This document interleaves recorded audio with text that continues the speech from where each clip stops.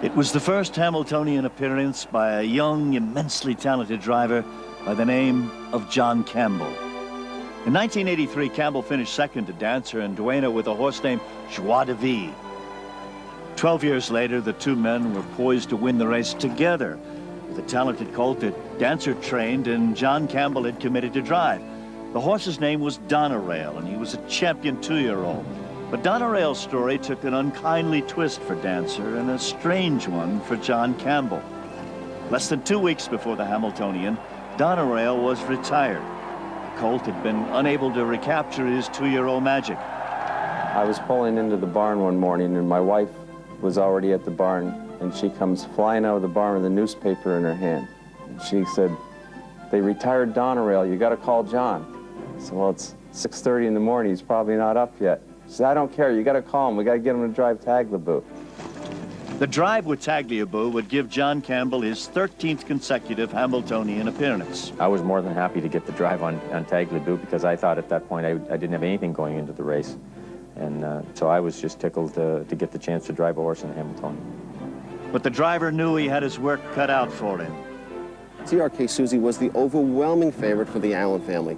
But in her elimination, she was going to the lead, made a break, recovered, finished 6th, and didn't make the final. At that point, the floodgates had opened for everybody else, and Taglibue was poised to seize the opportunity.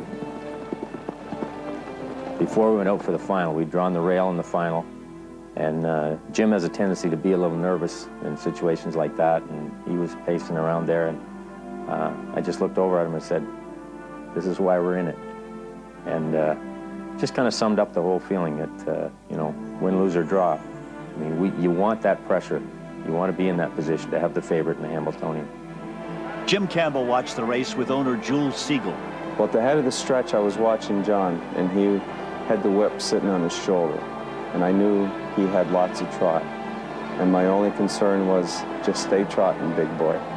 And I knew nobody was going to catch him. It was just a matter, you know, no mistakes. And halfway down the lane, I was getting very excited. And as Taglibue was getting closer to the wire, I put my arm around Mr. Siegel. And with the excitement, I practically choked him from being so excited. And both of us, we were just in awe.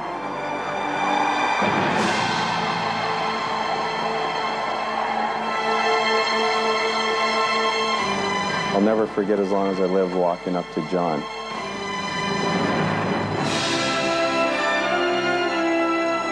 That embrace, I don't think we could ever duplicate that again. It was so special to drive for Jim in the Hambletonian, but to win it, it was just an incredible feeling. My mom and dad were there, my daughters, Paula, Lisa, Michelle, Brittany. It was just so special.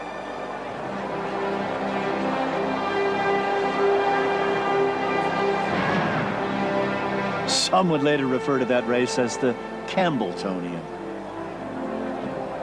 As kids growing up on a farm in Ontario, John and Jim used to play out their ultimate harness racing fantasies. John spent countless hours in a broken sulky that he'd tied together with binder twine and lashed to a pump. He often wore the set of family colors that his mother made for him when he was 6, a set that was later handed down to Jim. Still, the Campbell boys never actually believed that one day they would hoist harness racing's greatest prize, even though both their father Jack and their grandfather Dunk were renowned Canadian horsemen. The 1995 Hambletonian winner Taglibue had strong emotional ties for John Campbell. Naturally, his brother Jim trained the horse. But when you're talking about the greatest horse John ever drove in Hambletonian, no doubt at all, that was the 1987 winner. That was Mack Lobell. Mack at his best was just awesome, absolutely awesome. The bond between man and horse was forged in the late 1980s. Never had Campbell driven a trotter with such blinding speed. As a 2-year-old, Mack Lobell set a world record that would stand for 12 years. As a 3-year-old, he was poised for Hambletonian greatness. And by the time the Hambletonian arrived in August of 1987, Mack Lobell had solidified his position as the race favorite. Mack Lobell's performance would prove to be one of the most dominating displays that the Hambletonian had ever seen. At the top of the lane, it's Mack Lobell, the leader in the Hambletonian by 3 lengths. And Napolitano is trying to catch him as they come into the final 8th, and the others are far back. It's Mack Lobell, and he's pouring it on. Mack Lobell in front now by 4 or 5. Napolitano is never going to catch him. The others are far back. Here is a brilliant trotter and a brilliant performance. Mack Lobell has won the Hambletonian. The magic that John brought to Mack Lobell was to actually outthinking Mack. And when Mack tried to do something, John was already 2 steps ahead of him. He really outsmarted Mack Lobell. And if you outsmarted Mack, nobody could outtrot him, and they were almost unbeatable. Winning it with Mack and winning my first one made it very special. A year later, Campbell again embraced the Hambletonian trophy when Armbro Gold won. In 1990, Campbell won with Harmonious, the driver's 3rd Hambletonian triumph in only 4 years. In 1998, he would again write his name on the silver bowl. And once more, it would be Campbell and Chuck Sylvester who flexed their biceps in trotting's greatest spectacle, 11 years after Mack Lobell ruled the track for the pair. The colt's name was Muscles Yankee. The victory came with relative ease, and when it was over, John Campbell had driven his 5th winner in the Classic, a Hambletonian record. There's no doubt at all that John Campbell's the #1 driver in all of harness racing history. He's almost $180 million lifetime, $17 million wins, and a 28-year career. John has done everything and more that a driver could possibly do. Ben White, Bill Houghton, and Stanley Dancer had each driven 4 Hambletonian champions. Campbell was typically modest after breaking the record.